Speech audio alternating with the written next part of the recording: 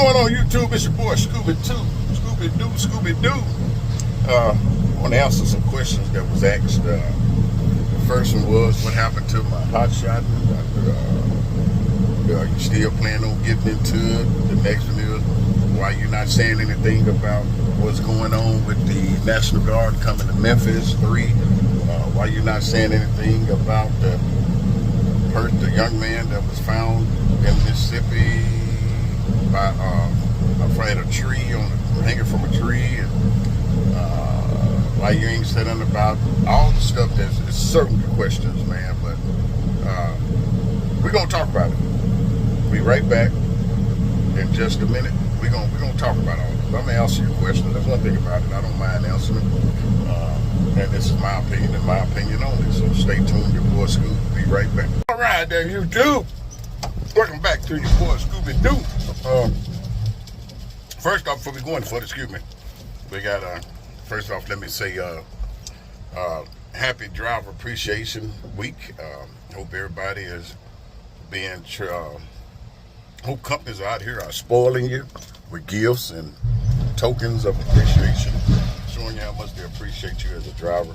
You know, we used to didn't get that, but I think the companies out here that's steady, that's continuing to go on, keep that tradition going and everything. First off, first question was, what happened to your hot shot? It's still in the making right now. Everything's on the hold. One of the reasons being is, shucks, man, that doing hot shot insurance, man, is just as high as if you're going out with a semi and getting insurance. Man, that joke is high, man. It's still in the making. When am I going to step on it? Right now, I put it on hold after the loss of my oldest son. I wasn't thinking about that right now. For the subscriber that asked me about it, we still feeling the pain. Matter of fact, his birthday is next week. 2 weeks from now. His birthday is coming up, and me and my wife is going to, we're going to take a weekend drive to Tulsa, Oklahoma. Sorry about the noise. They are loading some trailers. We're going to go to Tulsa and spend time with him and the family and everything. But we still have our days. We still have our moments, our nights and stuff. That's something that no parent would ever be able to get over just that quick.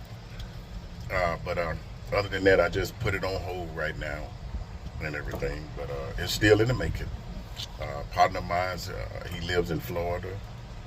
Vandale, he got his up and going, and by the grace of God, I'm going to get my information from him. I contact him and we'll finish. He gave me a lot of information, valuable information on it. I will be contacting him, and me and him will work that out on that. So that's where it stands. It's still in the making. It's just froze right now. I just froze it right now. Because one thing for sure, I want to make sure my wife is okay. When I do get back out there, I want to make sure she's okay and everything. Because the thing about it, doing hot shot, and she can go with me and everything. But other than that, that's where we stand on that. The next is Scoob. You ain't said nothing. You ain't said nothing about the the National Guard being in Memphis. Hey, it is what it is. Memphis was ranked #1 city and stuff. You know, we have a lot of visitors coming to Memphis, man. Especially in Graceland, down on Graceland, touring Beale Street. We have a lot of outside peoples coming to Memphis, and their objective is to come to Memphis knowing that they can feel safe wherever they're at. And Memphis has gotten out of hand and gotten way out of hand. And it's like any other city. You got your bad areas, you got your good areas. But hey, thank God that it's something that can be straightened up and cleaned up. And with the National Guard being here, hey, they got to do what they got to do and everything. So on that note, we like any other city, man. The law enforcement field, we don't have enough officers that to cover it. So hey, we have to bring in extra forces to come in together. A lot of y'all might not like that answer, but hey, it is what it is, man. We brought it on ourselves, just like trucking. We can't park in certain areas because why? Other truck drivers make it bad for everybody else. So that's why we can't park in certain parking lots, certain areas, because why? Other truck drivers give us a bad name. And so one or two can mess it up for everybody. The same way with the city. You get 1, 3, 2, 3, 4, 5 people in the city that's doing wrong, then hey, it messes it up for everybody. So if that's what it takes to straighten it up and get people where they can feel comfortable again in the city of Memphis, so be it, so be it.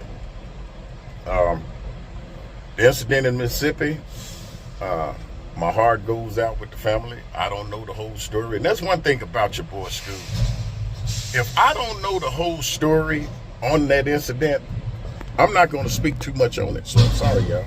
That's just me. I'm not going to speak too much on it if I don't have all the facts, all my T's, all my I's dotted. I'm not going to speak too much on it. So on that note, we're going to park it where it's at. Until I can get more information, I don't know. I don't know nothing about it. I did hear about it, but I don't know. But like I say, I don't like to speak on something that I don't know the facts. I don't know everything on it. But other than that, that's it. Next one was driver asked me about is there really what they call sundown towns? Dude, I've been out here since the 80s, and I never ran into one. Because number one, if I'm in a certain town and I'm delivering there at that customer, I'm not getting out of my truck no way. I'm not running around town or going here, going there. No, I'm in my truck waiting on them to come in the morning. So I never knew about a sundown town, much as I delivered to Texas and stuff. Never knew anything about one. Never been told anything different. I go there, I go to bed, I get in my truck, I lock my doors, I go to bed. I get up, boom, and I go deliver my load, and I get on down the road. So I don't know nothing about no sundown towns. I never been in one. If I was in one, I'm covered by the blood. That's all I can tell you. I never had anything come to me the wrong way, approach me. My only city I really got messed up in was Atlanta. Across the street from the Petro. Went across with some guys to the Blue Flame, walked back across to the truck stop, Petro, got jumped, get into my truck. That's the only place I ever been. Something has happened to me was in Atlanta. That's it. It is what it is, y'all. It is what it is. But let me get this trailer. Hold on, I'm gonna put you on pause. I'll be right back. So yeah, sorry that just had to go move a trailer out the door. But like I said, other than that, that's the only city that I really been messed up in was Atlanta and everything. So hey, that's it. That is what it is. But other than that, as far as sundown towns, I don't know anything about them. I can't say nothing about them because I have been everywhere. Ohio, everywhere. Canada, and all the way down to Brownsville, Texas. And never had anything happen, man. Went to sleep, went to bed. I've had my trailer broke into since I've been driving. That's over there in my area, right here in Memphis, over there at Kroger's. Y'all saw the video.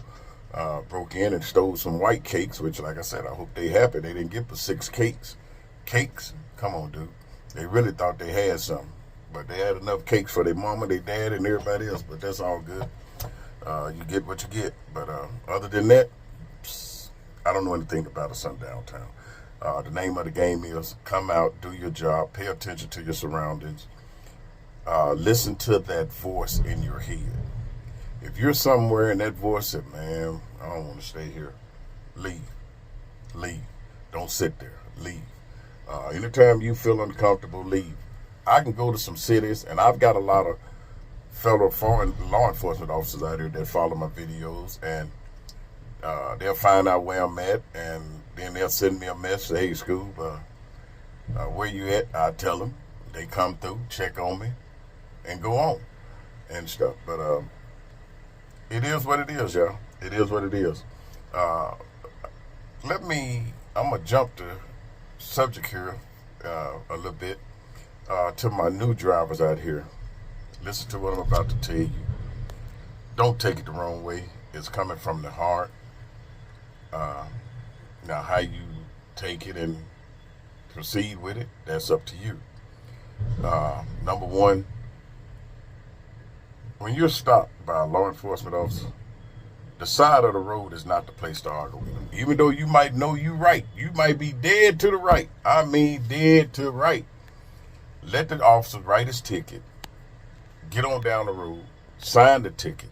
When you sign that ticket, all you're doing is saying that, hey, you acknowledge the ticket and you are going to appear in court.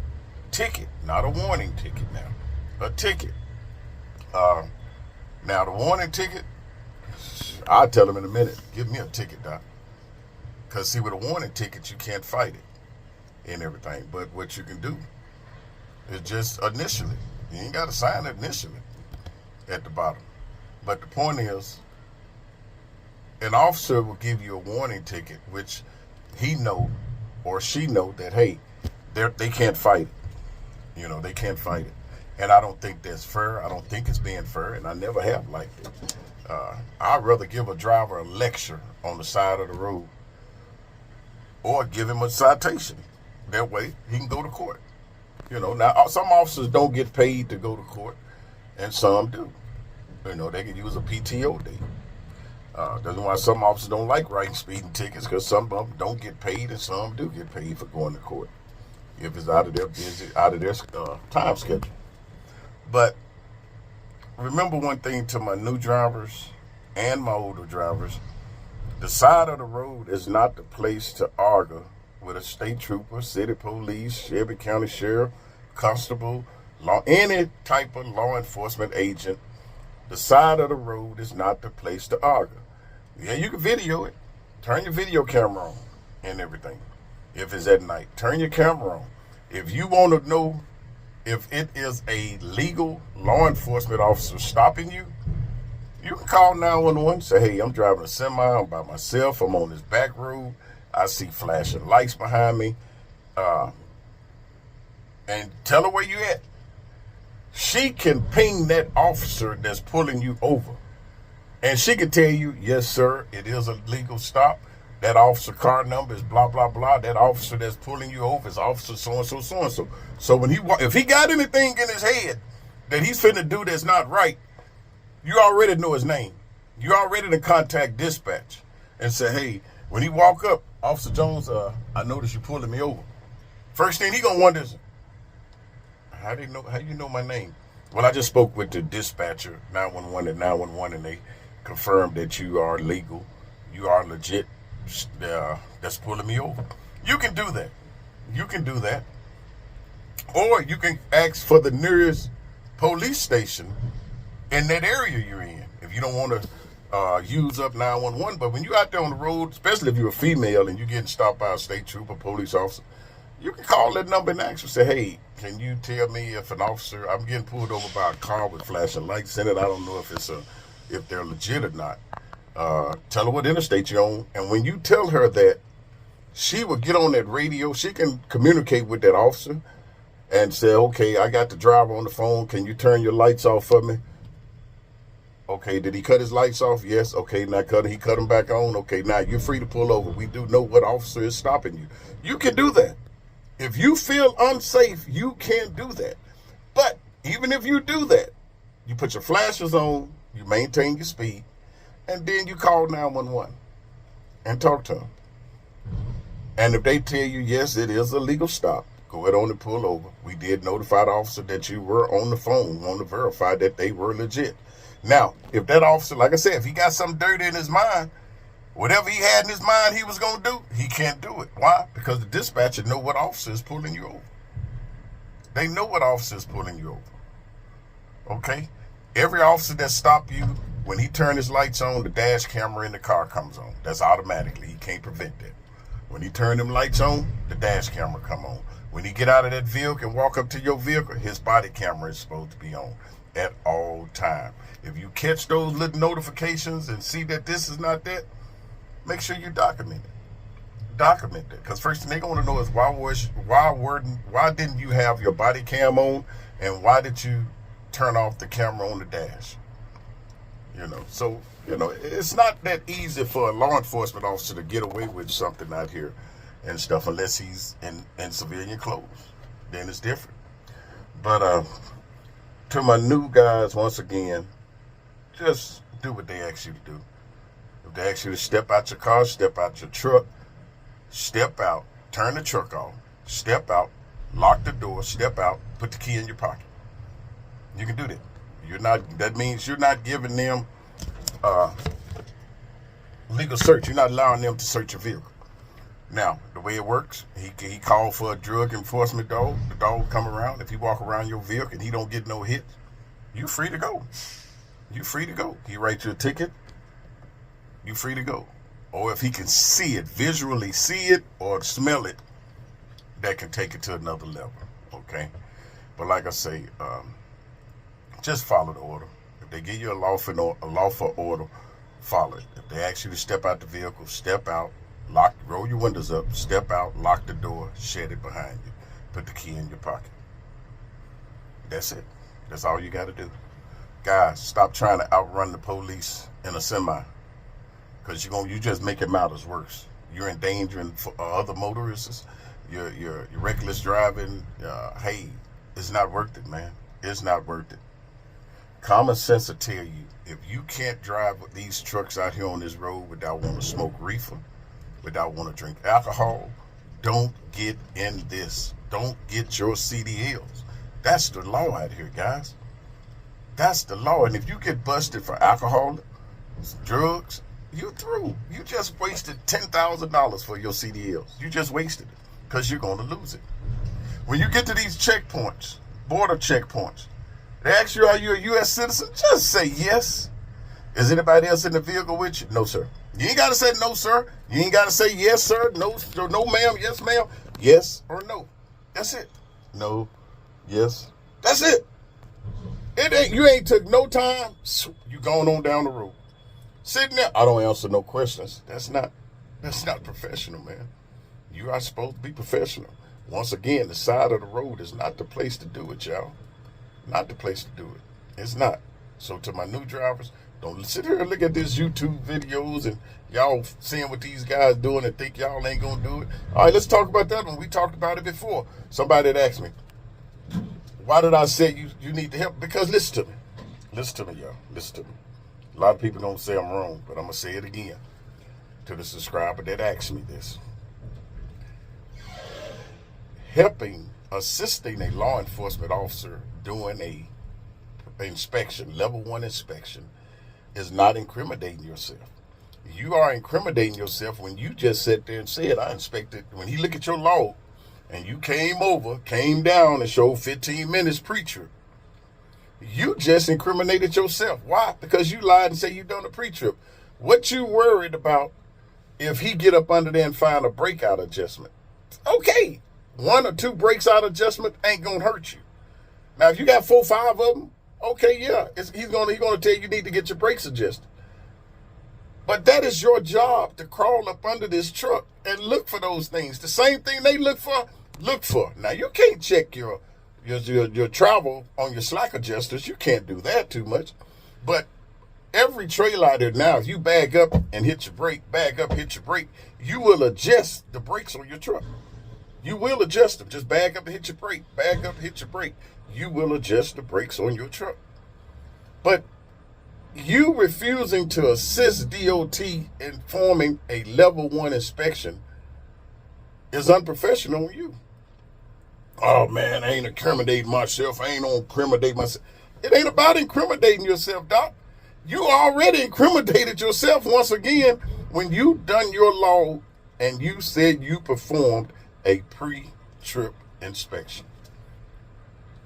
You said you performed a pre-trip inspection. They didn't say it. You said it. You showed 15, 5 minutes, 10 minutes, 4 minutes, whatever it showed, you showed that you performed a legal pre-trip inspection. You incriminated yourself. You incriminated yourself. So guys, don't sit there and see these guys out here on social media. To my new drivers, man, I ain't assisting you, man, so I can incriminate myself, man. You gonna get me to incriminate? Man, that's not professional, guys. Ladies, that's not professional. The quicker you assist and help them, the faster you can get on down the road. Okay? I've never heard of a DOT officer put you out of service for 1 break or 2 breaks out of adjustment. Now, when you start getting up past that 3 and 4, yeah. And if it's on the same axles, yeah. I can see that then. But that's the reason why you can adjust your own brakes. But if you do what I ask you and bag up and hit your brake, it's going to adjust your trailer brakes and it will adjust your tractor brakes. Unless you put in an old tail trailer. Okay?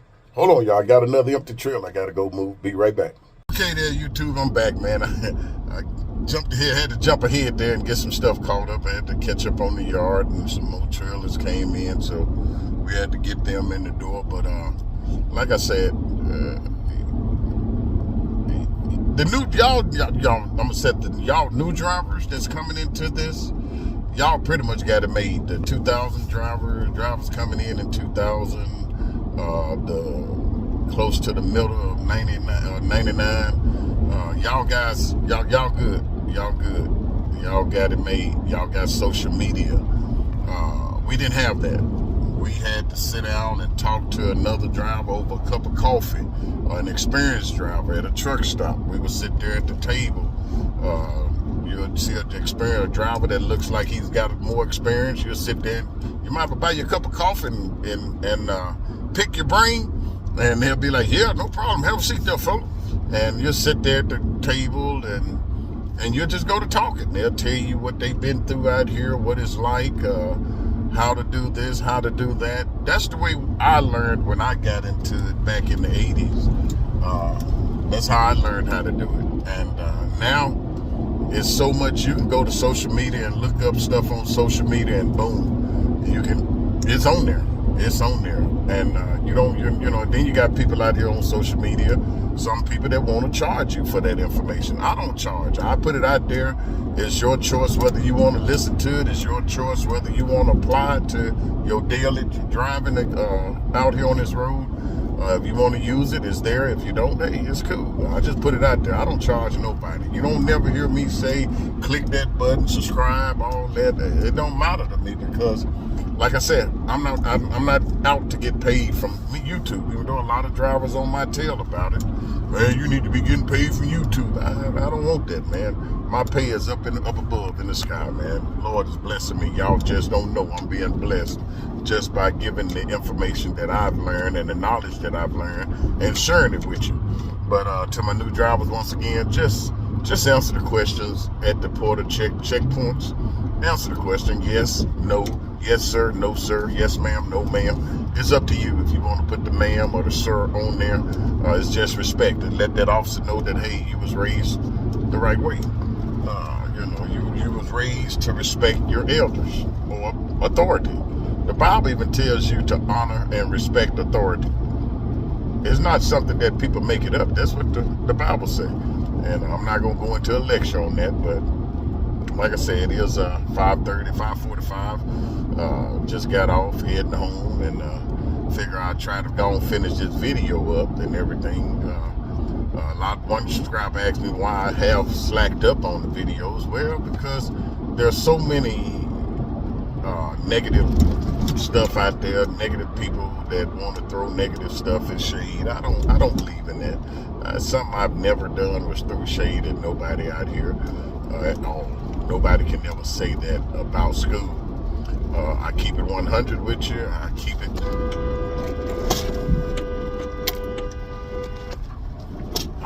This sucker just pulled out in front of your boy Scoob, man. This is stupid.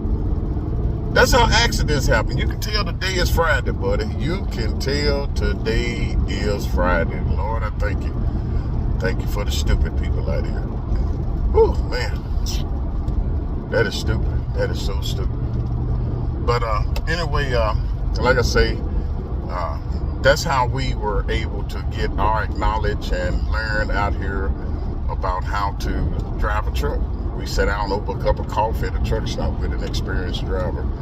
Now, they don't have the truck stops where you can sit down and eat no more. If it is, it's a fast food place. You can't go in at 2 in the morning. You want to take a break, pull in a truck stop, go in, get a cup, sit there and drink a cup of coffee, a slice of pie, and just conversate with another driver that's got to get down the road, but he decided to stop too and get a cup of coffee and a slice of pie. That's what we used to do, man. That's gone. It's long gone. Those were the good days of trucking. You broke down here, 4 or 5 trucks pulled over on the shoulder of the road and trying to get you up and going. The state trooper would walk up there and he put his lights on and he let the traffic know, I got drivers up here on the shoulder. He would sit there and block the traffic for you and stuff while y'all tried to get that driver up and going. Back then, we never left a driver on the side of the road. Now, you can work for the same company and your own company will pass you by and look at you like you're crazy. Won't even say nothing on the radio and everything to you. They won't even wave their hand at you. The same company you work for. And then when you see them at a terminal, they want to walk, they want to talk like they got to, like they just, they want to talk then. But when you're out there on the road, nobody want to stop and help you and make sure you're okay and or none of that, you know. And like I said, once again, they working for the same company. If you think I'm lying, pay attention to the trucks that pass you by, your company truck that pass you by and everything, and see what happens. Next, oh shucks, I want to try to wrap everything up in this one video, but I probably won't be able to and everything. But like I said, to my young guys, if you don't do anything else, or you don't listen to nothing Scooby-Doo said out here to my new drivers, learn how to read a road atlas. Understand the road atlas. Learn how to read it. In that road atlas, it'll even tell you where the low bridge is at. Weight restriction on them roads. That's what it's for. Understand the road atlas. Read the road atlas. When you're not doing anything but sitting at a truck stop, or you're sitting at a customer waiting to get unloaded or something, pick up the road atlas. Start at the first page, the index. Go through it. Tells you how to handle hazmat, how to handle spills, oversized loads, how to get your permits, how to enter into Canada. It gives you a list of phone numbers. It gives you a list of routes, highways, routes, truck routes, everything. Because one day, your GPS will go out on you. It will quit working on you. Right now, you good. The GPS is, I'm not saying the GPS is bad, but learn how to read a road atlas also. Learn how to read a road atlas, please, people. Because if the satellite go down, the GPSs are known to quit working in the midst of the stream. They will freeze. If you think I'm lying, look at some of these folks out there. GPS just freeze. You like, oh shucks, what I gotta do? Where I gotta go? Gonna get on. And then when they come back up, you done passed your exit. Now it's gotta recalculate. Learn how to read a road atlas. Write down your route off the road, off the GPS. If you're gonna go by that GPS, write the route down on it. Write it on a piece of paper. Keep a book with you. Write the route down on a sheet of paper. Because your GPS, I promise you, I'm willing to bet you a fresh, crispy $50 bill, your GPS is gonna go out on you one day. It might not be today, it might not be tomorrow, it might not be next month, it might not be this year. It might be 2-3 years, but it's gonna go out on you. And when it do, don't be lost, y'all. Don't be lost. Don't be like a deer in headlights. Okay? Learn how to read the road atlas. Map out your run. Find where you're gonna stop. Sometimes you have to stop 2-3 hours early because so you can get a parking space. Parking stop, truck stop filling up about 2 o'clock in the evening. After 2 o'clock, you can hang it up, Doc. 2:30, you can hang it up. You got to pay for paid parking. But like I say, respect, and once again, respect your fellow drivers out here and everything. Respect authority. A law enforcement officer, the side of the road is not the place to argue with a law enforcement officer. Please, y'all, please. But to each and every one, once again, happy Truck Driver Appreciation Week. I hope and pray once again that your company has taken care of you, showered you with gifts and everything. Avery done it. They gave us a cookout today, free gifts and everything. And so, hey, thank them for that. But like I said, I hope your company did the same and everything. Okay? But like to each and every one, be careful this weekend. Be safe. If you're coming through Memphis, guys, be on your P's and Q's. We got 40 new state troopers out here.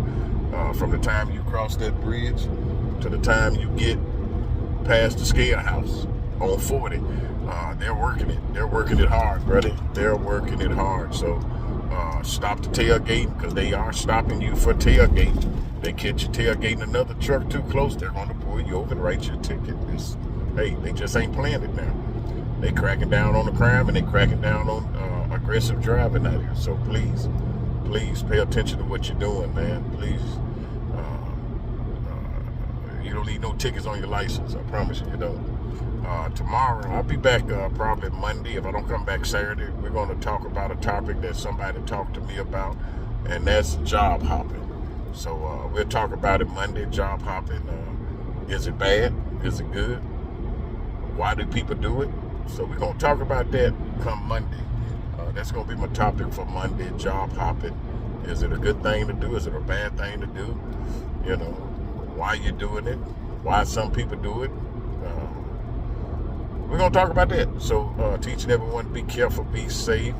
If you don't do anything else, continue to keep the good Lord with you in everything you do and say.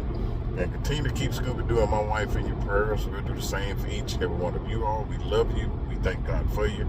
I thank God for each and every one of you all that makes my channel what it is and everything. So once again, have a blessed and wonderful weekend. Guys, ladies, if you're not going home, stop at the truck stop, call your significant others, call your kids, tell them you love them. Just to hear your voice is enough, okay? But y'all be careful, be safe out there. And your boy Scooby-Doo will talk to you on Monday. This your boy Scooby-Doo.